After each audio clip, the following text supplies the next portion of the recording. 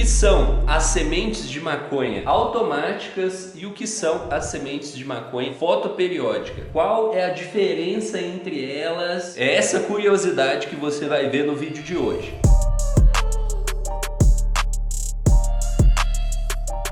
Bom, para você que não me conhece, meu nome é Jean e hoje vou compartilhar com você qual é a diferença das automáticas para fotoperiódicas. Bom, primeiro de tudo eu vou explicar o que são as plantas de cannabis fotoperiódicas. Fotoperiódicas significam que as plantas dependem das horas de luz. Foto vem de luz, periódicas vem de período, então período de luz. Então, fotoperiódica significa que a planta de cannabis ela precisa de uma determinada hora de luz para crescer e ela precisa de uma determinada hora de luz para entrar em floração. No caso, são 18 horas de luz para ela crescer na fase vegetativa e para ela entrar em floração, essas horas de luz precisam diminuir para 12 horas de luz e 12 horas de escuridão. E quando ocorre essa mudança, quando sai de 18 horas de luz para 12 horas de luz, é que começa a fase de floração, que a planta começa a florescer. Isso é o que acontece normalmente na natureza. E aí você vai pensar, Jean, mas na natureza não tem como mudar as horas de luz. Mas as horas de luz mudam sozinhas. Se você reparar bem, no verão tem muito mais horas de luz, no inverno tem muito menos horas de luz. Isso porque o dia ele vai aumentando